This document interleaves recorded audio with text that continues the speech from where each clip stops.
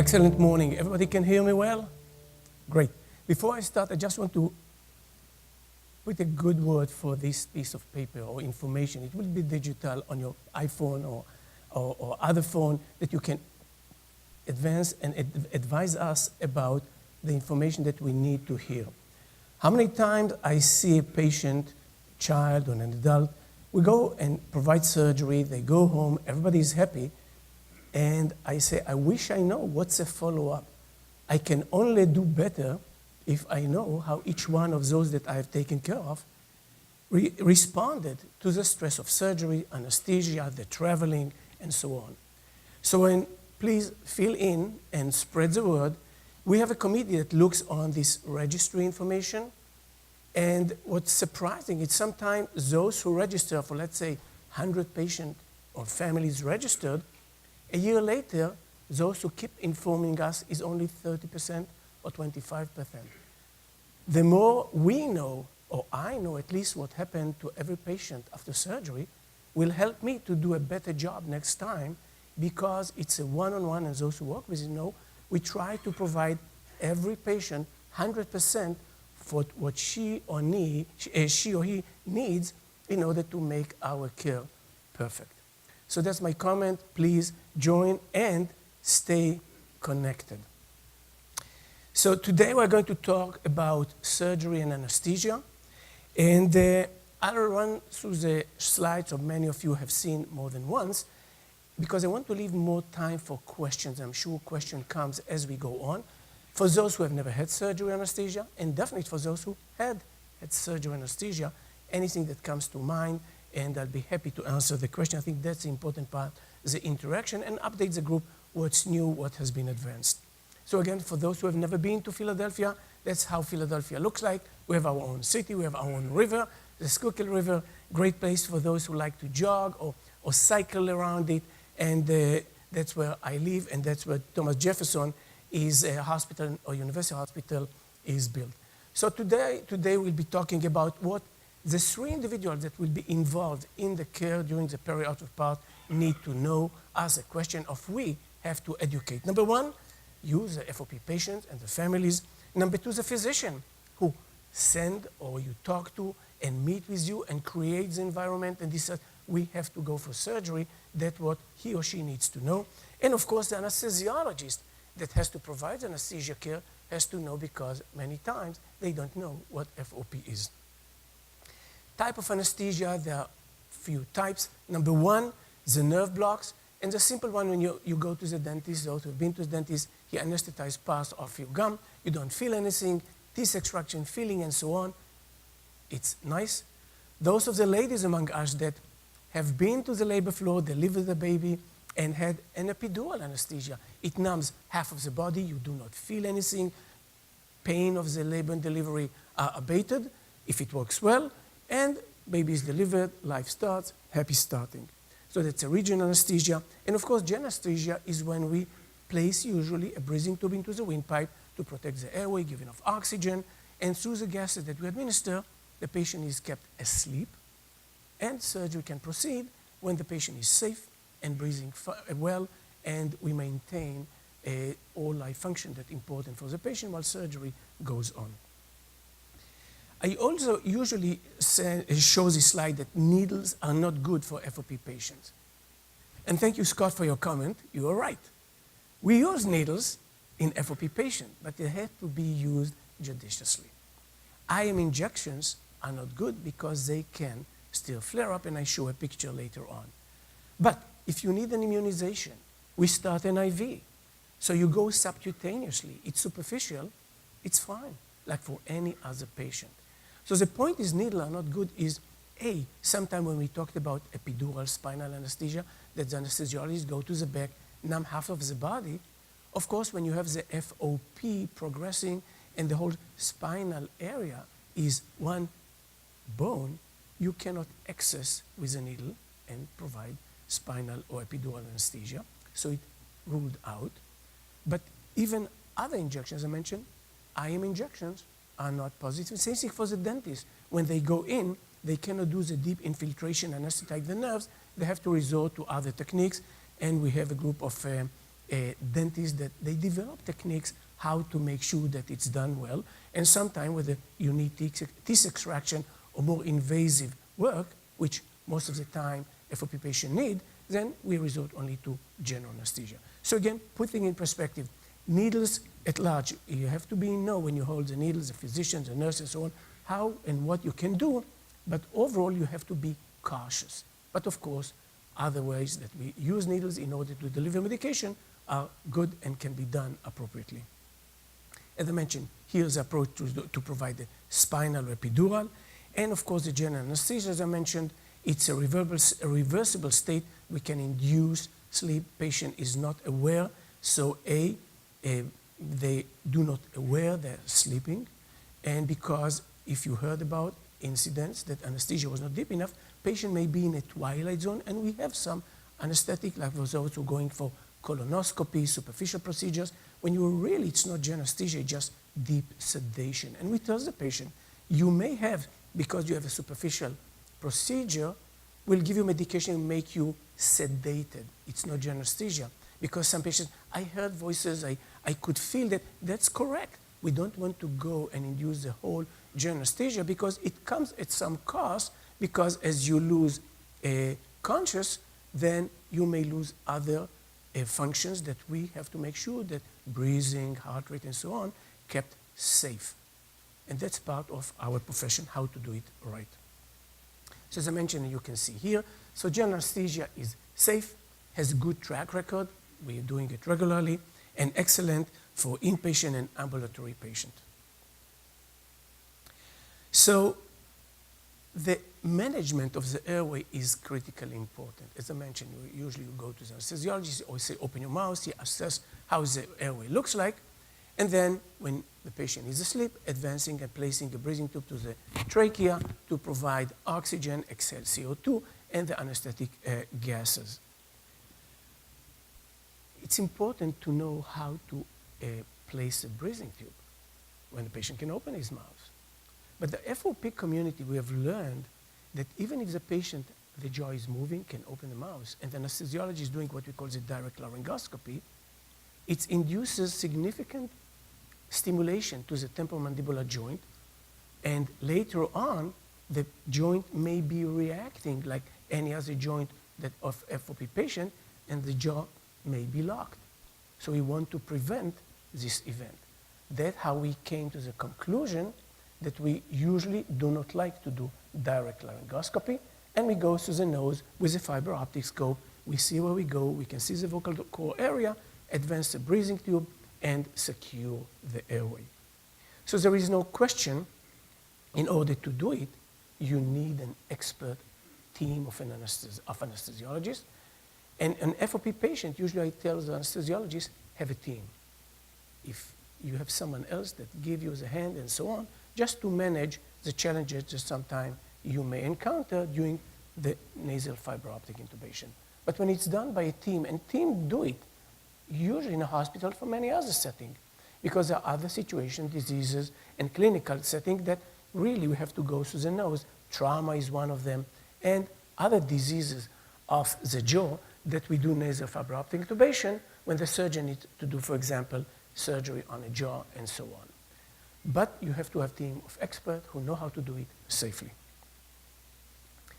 And many times I'm called from an anesthesiologist somewhere in a country or in the world. Oh, I have here a patient, you know, FOP patient, and we're ready to go, so just tell me what to use. And I said, stop. It doesn't work like this. And I instruct the anesthesiologists and the physicians that they need to see or meet the FOP patients usually at least one day before. If the situation is more challenging, we go and create a team. And I said to whoever is the patient who orchestrates, the surgeon, the physician who is orchestrating the care of this FOP patient, either here in the US or somewhere across the globe, and I said, who is a surgeon? Where is the family? Who is a patient? What's the other team members that you may need? Depends on the type of surgery. Bring them around, put them in one room, and we do Skype or Zoom a connection. So we see each other. It's very powerful when you can look at the eyes of the physician, of the patients, they can look at me, and we can have a discussion. What's the problem? How we're going to address it surgically? And everybody can ask questions. That's how you build a team. And that's what we created here at our place. Those who came to Jefferson, no, they walk and they see faces that each one of these stations, there is someone that knows, oh, it's an FOP patient.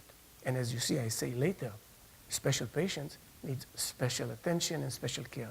So we're trying to build this team approach across the globe and putting everybody together. It's not one of those, oh, it's just a simple colonoscopy, it has nothing to do with the mouse, and we just give some sedation. It doesn't work. And I said, go and see the patient. And many times when the surgeon or interventional professional and the anesthesiologist meet the FOP patient, then they call me and said, thank you so much. They are on the way to Jefferson. But I believe that, and that's a role, trying to create, I'll talk about it later, team of experts at the site of each patient.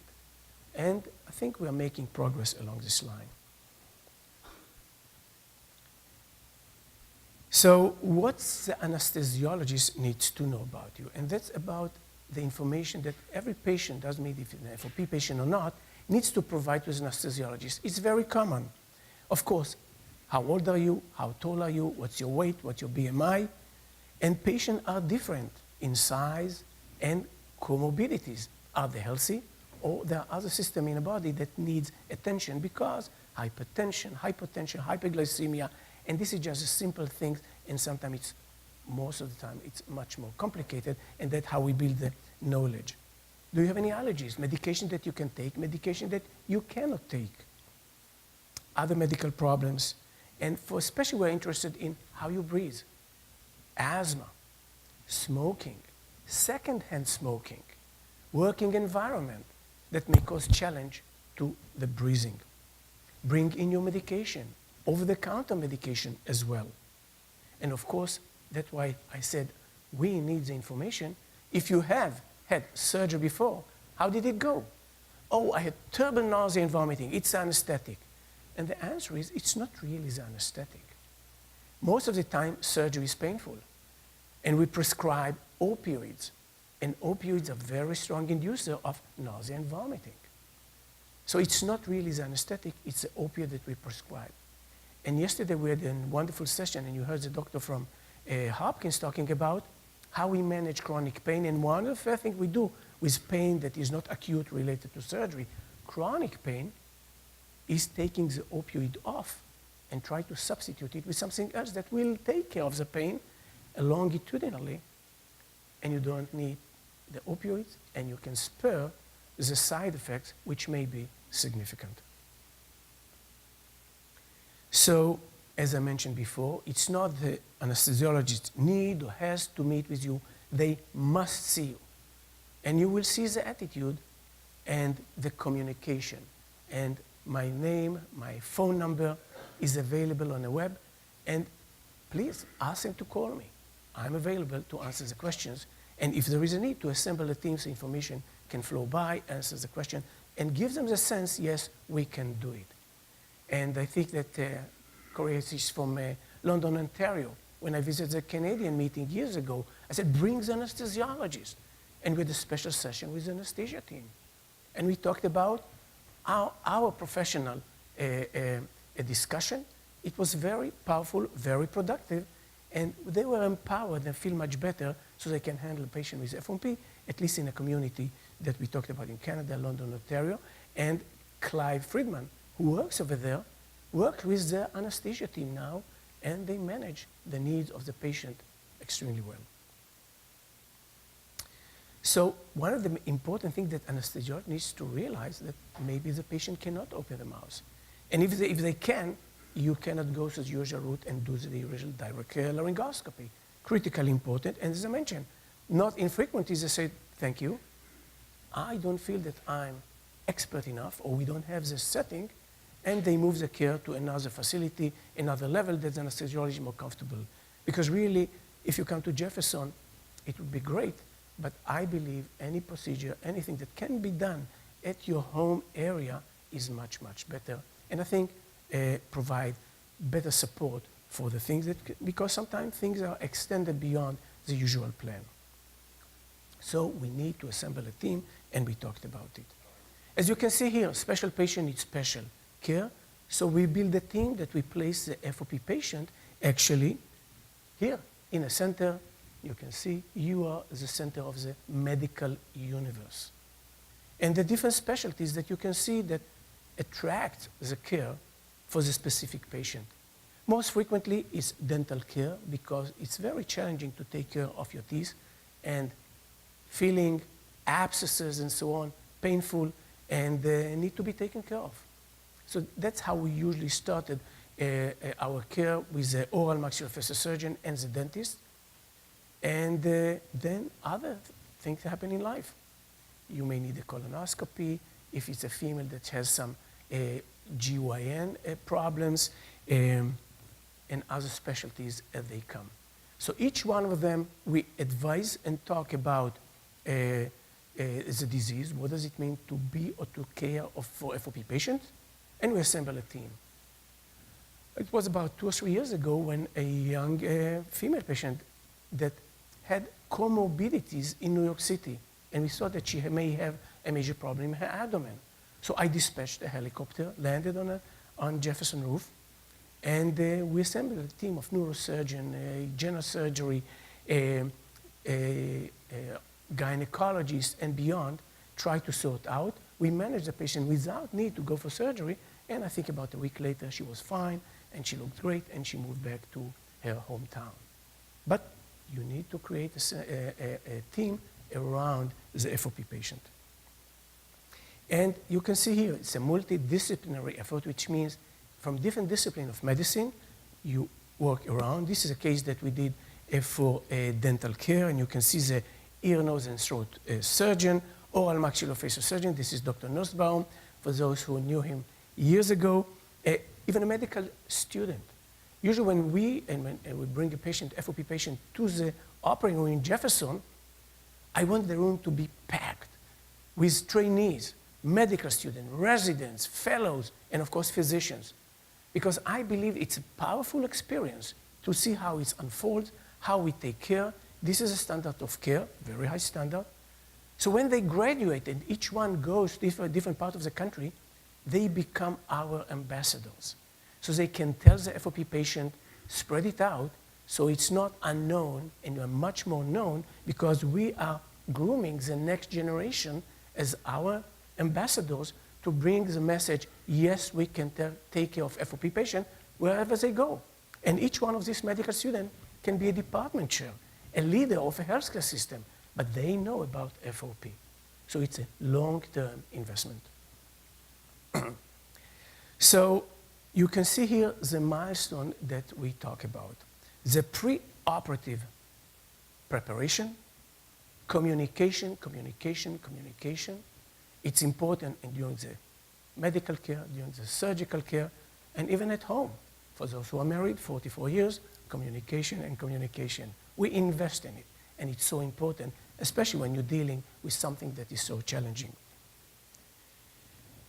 And you prepare the area, and I brought here a few slides just to show how much effort we place in order to make the FOP patient comfortable in this not comfortable. Who likes to be in a hospital? It's not a trip to Disneyland, but try to make the stressful experience as comfortable as possible. Because I tell my patient, recovery from surgery is physical, it's emotional, and it's spiritual. And we invest in each one of these before surgery, during surgery, and after surgery. So if the patient is asleep, the family is still awake and biting their nails. What's going on? So every hour, every 2 hours, we call the family and talk and so on. And those who are in Jefferson, I tell them, have you drank? Go to the cafeteria, eat and drink. It's a long day. Don't forget, you have to be strong and so on. And of course, we talk about after surgery, what we have to do in order to recover. We call it rehabilitation. But in today's world, we're investing a lot of resources in prehabilitation. If you think about the marathon runners, triathlons, and other how much they prepare for this, it's a 100-meter dash, 9 seconds. It's a years-long preparation. Surgery and anesthesia are a test. You have to be prepared. And as I mentioned yesterday with the incentive spirometry, so important, exercise, exercise, exercise, train your lungs. Walk, just walking is so important. So long-term investment, what we call in prehabilitation.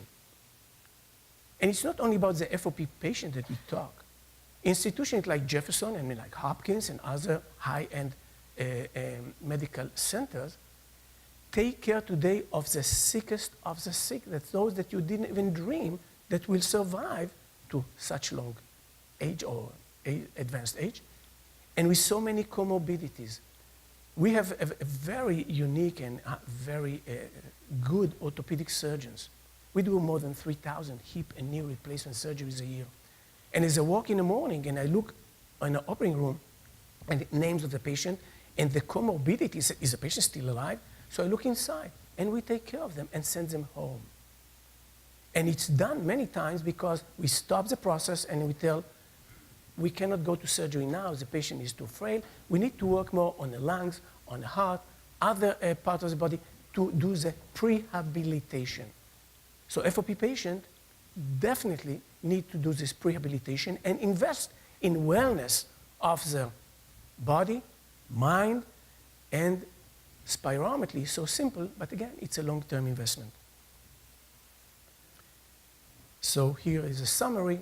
It goes from the pre-admission testing that every patient goes through, so building a team around them, making sure that you exist electronically today, that you have a name and so on in our electronic healthcare system, communication between assembling the teams, and of course, the prehabilitation.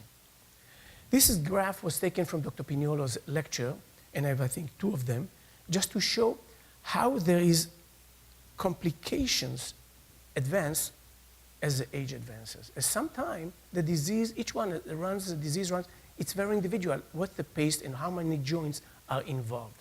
And you can see the same thing here.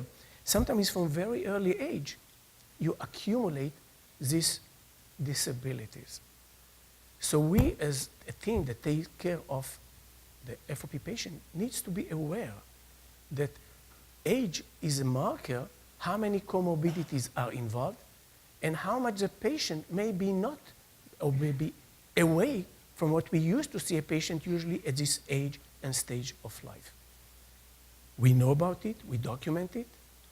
Thank you for your participation in all these studies, but it also helped us to educate our colleagues about the future patient coming for surgery.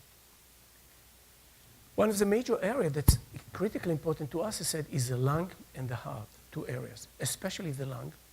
And when you have this kyphoscoliosis, it may affect how much the lung can expand. And when we go and we come to our clinics and I listen to each one of you, really, I take a notice because it tells a story. How well the lung is expanded, because this is a critical organ that helps during surgery to maintain good oxygenation and ventilation of the rest of the body. And if it's compromised by some extent or significant extent, it can determine, is it a green light going for a surgical procedure, or the risk is just too high. Sometimes we bite the bullet, and even if the risk is so high, but the advantages of going through the surgical procedure are so much important to make life better, so we decide to go forward and provide the anesthetic that will allow the patient to go through the surgical procedure in order to eventually improve life. Jefferson has went over many iterations. Now we are a large organization, $6 billion economically, 17 hospitals, and our logo is, we are here to improve life. And I think that's a good logo, because eventually that's part of what we do, trying to improve life. So the challenges, because of the FOP body and habitus and so on, is how you position the patient on the OR table. And be aware that the FOP patient is susceptible for injury that can initiate a flare-up which have consequences. This is just an example. Years ago, immunization. A needle went through the muscle, immunization ended. 3 months later, you can see a track of a bone in a muscle.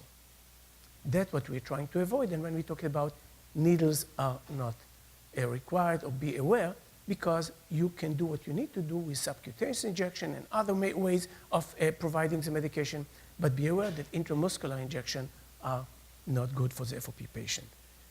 Respiratory system and comorbidities, as I mentioned, asthma, diabetes, any heart condition, and so on. And all these processes to evaluate and sort out how much the disease or the comorbidity advance need time. So, oh, we are ready, patient is in the operating room, let's go. It doesn't work, usually for a regular patient and absolutely not for the FOP patient. And we go through the usual thing that any other patient, how long we can eat, when we need to stop solid food, when we need to stop clear liquids. So yes, you need to stop solid food 8 hours before surgery, but there is no need to stop drinking, especially for young patients. They can drink, and we allow, as you can see here, milk up to 6 hours before surgery, but clear liquids, water, coffee, tea, it's fine. Gatorade. For certain surgeries, I tell my patient, the adult patient, make sure you drink at least 400 ml, which is about a glass and a half, 2 is better, of Gatorade before the day of surgery, at the morning of surgery. So you are better hydrated, you may feel better. If it's a child, the child and the parents may feel better. I feel much better. So one of the ways, in order to go through the nasal fiber optic, we let the patient breathe, and you can, even if your jaw is locked, special aerosol which has local anesthetic. It anesthetizes the inner part of the throat. And you can see how much we do. You can see here, this is a regular OR table, totally flat. You can see it here, flat OR table. And for this patient who flew to us from Florida, you can see how much we can tilt the OR table, how much padding he needs in order to make him feel comfortable.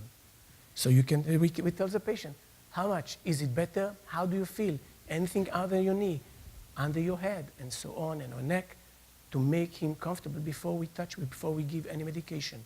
Are you comfortable? Because of the body position. Another patient, the only part that's moving is the hand that she can drive her scooter or the chair to the operating room. Bring the patient in. So it allows the patient, this FOP patient, to come in on their own terms. It's not the regular thing to bring a device to the OR from outside, sterility and so on, but if that's what patient needs, we'll work around it to make sure that it's done and safe. As you can see here, the bed is padded, ready to go. We're starting to prepare the OR table for these patients. This is an old picture. She came a couple of times, but it's something that the team knows, and you don't have to invent the wheel each time. Oh, we have an FOP patient, what we do? If you do it routinely, that's how you create a team and a routine for how we care for FOP patient intraoperatively. Again, the IV side and the side that the patient is moving around. This patient came from Croatia. So you can see how she is positioned in her situation, and her hand is stuck to the chest. How you insert a blood pressure cuff in order to measure the blood pressure. Simple technical things, but for this patient, it was challenging. But option B is usually, if we cannot do it here, we may place the cuff on a leg. So we have ways how to go around it. But just as I mentioned, this picture just tells you the story that we have to go around in order to make the patient feel, A, safe, because in anesthesia, 3 things are important: safety, safety, and safety, and of course, make the patient comfortable. We place special fluids in a nostril to vasoconstrict the blood vessels, so when we go with our devices, they will not bleed. And then, of course, here is the story. Child comes to the operating room. We tell them, bring a friend. So everybody brings a friend to the operating room, and they're anesthetizing the friend, and then, of course, the child. And a few minutes later, he's asleep, and then, only then we can start the IV, because as you know, children are allergic to needles. So we bypass the needles, and only when he doesn't feel anything, we start the IV. And we give the medication. This is a fiber optic scope. you can see that what we see here is a trachea, the vocal cords, and of course we can advance the breathing tube and initiate the anesthetic, give more medication, look at our fancy monitors, and this is a physiology of the child.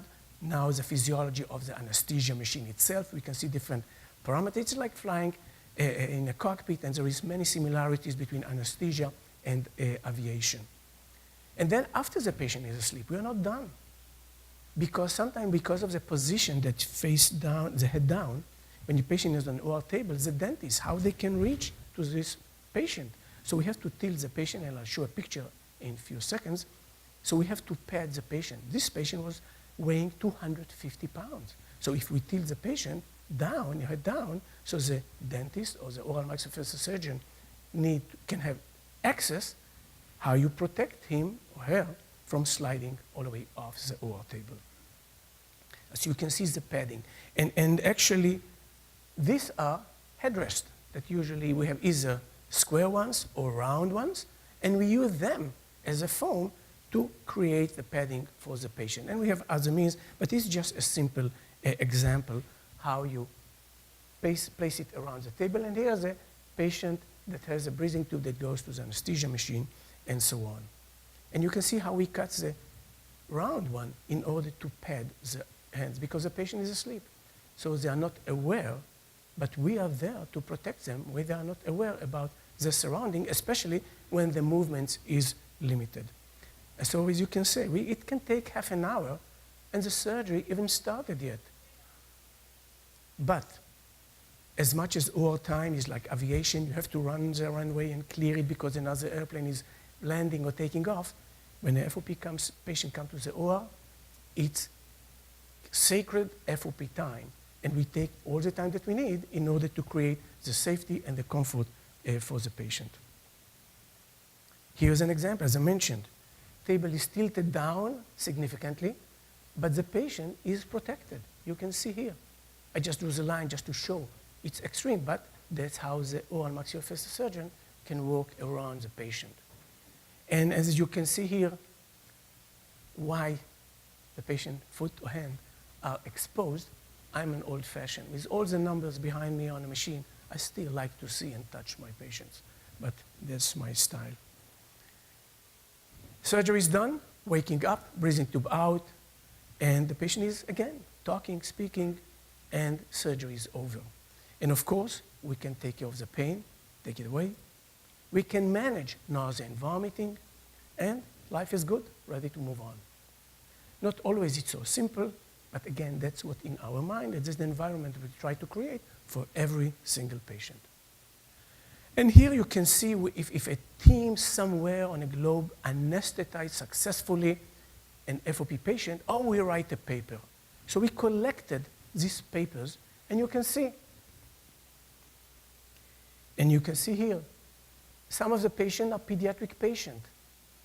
But what I like to pay attention is how many days these teams kept the patient in a hospital. So even if you have dental or oral procedure, they kept them for almost half a week. Our goal, if everything is fine, to send the patient out of the hospital by the end of the procedure, recovery, and then they can go to a nearby hotel or friends and so on, stay in town for 24 hours, but they don't have to stay in the hospital. So here are the story, and I'll just show here. We published our paper when we had 40 procedures. So if you say FOP incidence is 1 to 2 million, so in order to get 40 patients or 40 procedures, you need to feed from a population of about 80 million around us. But they come from all over the country and from all over the world to Jefferson. So we could get this information and say, what have we learned? So we published a paper, and as you can see here, 30 patients, 42 procedures from pediatric to advanced age, and 86% we discharge home at the day of surgery. And if we kept some of them, because we wanted to make sure that they are not too sweet, not too sour, they have diabetes, they need insulin and so on, asthma, is it taken care of, and other comorbidities. But most of the patient can safely, for dental procedures or oral maxillofacial procedure, go out of the hospital at the end of the procedure. We classify how complicated is the airway. So we said, open your mouth, can I see the uvula? Like, I can do it. I have what we call good airway, class 1. If they can open the mouth and they barely can see inside, class 2 or class 3. If I can see nothing, it's class 4. And as you can see here, 72% of the patients were classified as class 4 for a simple reason. They either cannot open the mouth or mouth opening was so limited. So from an anesthesiologist's perspective, they create a unique, challenging situation how to intubate the trachea and maintain safe airway. But most of the patients were like this, not surprising, FOP patients. And here is an example of the paper that we published in Anesthesia and Analgesia 2014. And every time someone calls us and say, can we consult with anesthesiology, we're happy to send the link so they can read the paper, educate themselves, and the team around them. So we went out and tried to provide the same care outside Jefferson. And as you can see here, our team traveled to different places in the world, or patients from different places of the world came to Jefferson to be treated. So I was a chairman of anesthesia for the last 16 years in my department, and I told the faculty and the resident and so on, the only hospital in the world that patients do not come to His Majesty, the cardiac surgeon, the neurosurgeon, the gastroenterologist, gynecologist, they come because of anesthesia, is Thomas Jefferson University Hospital. But I believe it's a hardship if you have to fly from South Africa, or from Asia, from India, or Croatia, or South America. So my vision, and we're working, thank you for the IFOPA team, trying to create this center of excellence in each location in the universe so patients can go there and feel safe and get the same quality of care. And we are willing to go there and teach them and so on. And we established a few of these South Africa. There was a young anesthesiologist, and we worked together when she had a young person, 16-year-old, broken femur, safely anesthetized him. Surgery was done. So when I visited in April South Africa and met the person, the patient, 2 years later, he was fine. So the continent of Africa, 1 billion patients or people, they have one center in South Africa, but that's a small step in the right direction. We went to Israel. We have done it over there. We have visited in August São Paulo, Brazil, and one of the best hospitals in South America, Joint Commission certified, Einstein Hospital. We're working with their executives and physicians and dentists, try to create a center of excellence for the population of South America in this hospital in São Paulo. This is a picture from our visit to Hadassah Medical Center in Jerusalem. When we treated over there, the only single patient, 26 years old, computer engineer.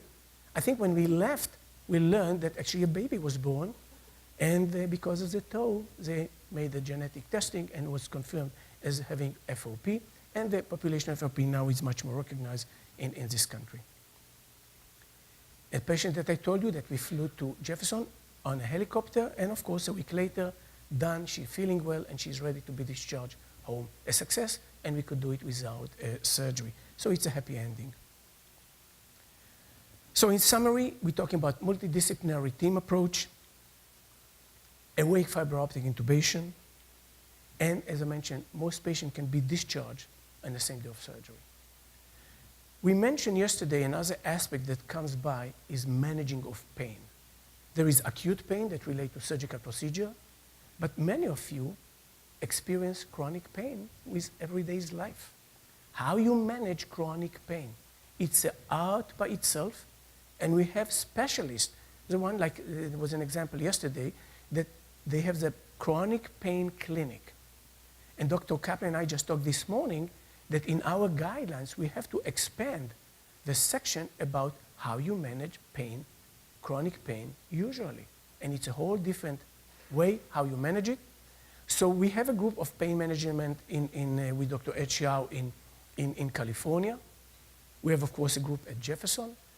We had yesterday, there is an expert in Hopkins. And really, another thing that we're trying to do in ICC, in the International Clinical Council for FOP Expert, to bring subspecialists to the fold across the globe. Anyone that has worked and taken care of patients with FOP anywhere, he joins the team. And then, because of it's so easy on your web phone, you can have an app. If I'm in Zimbabwe, I can be in Russia, and you just go on the phone. I have a GI problem, I have GYN problem, dental problem. Who is in my neighborhood? Who is in my country? So we can provide them the access for those who are specialists and have seen and taken care of FOP patients. And I'm talking about chronic pain, and I'm talking about any other specialty.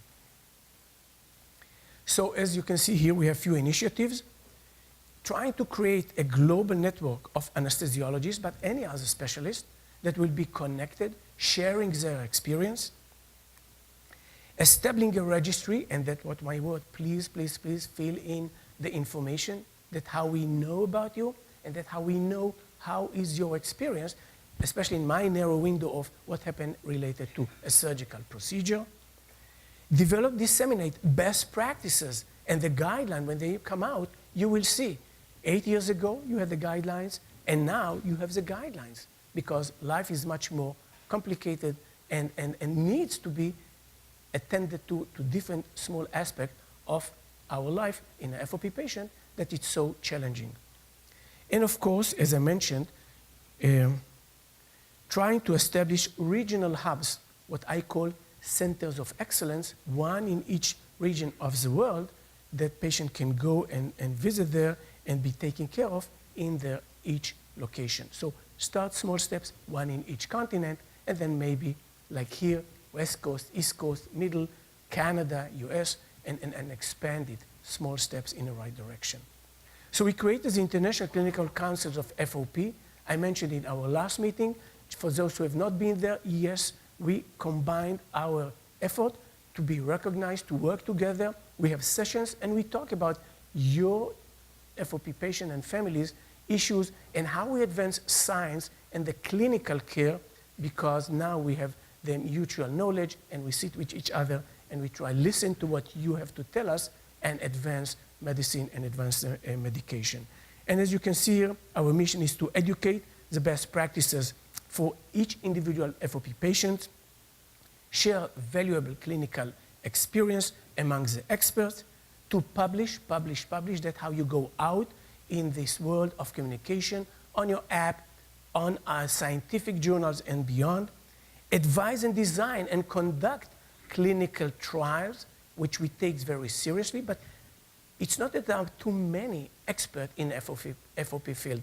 So you can see on this podium just yesterday, Fred Kaplan working with one pharmaceutical company, with the other, because there is no 50,000 patients in one group, 30,000 in the other group. We are limited.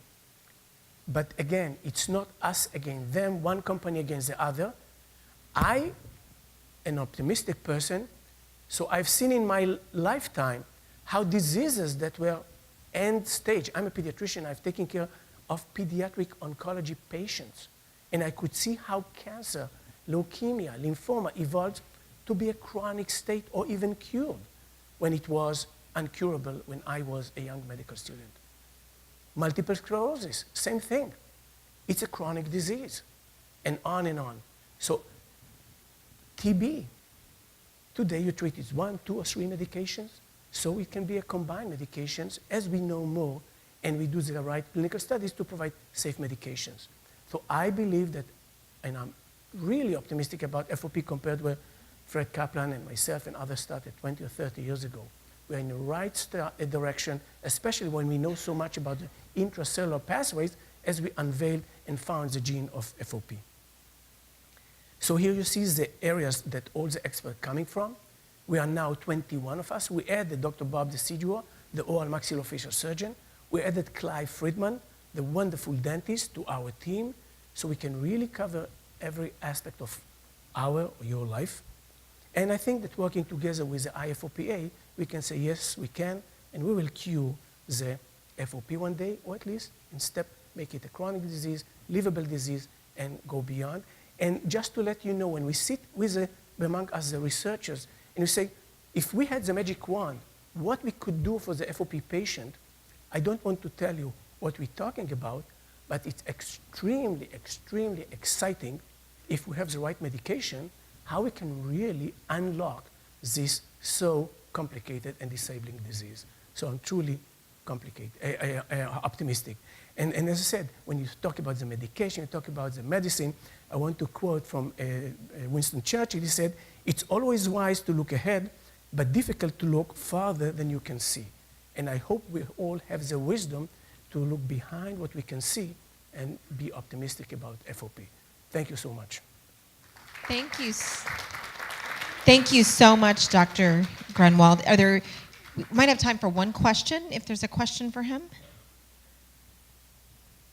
Okay. Oh, yeah. Over here. Steve, gotcha.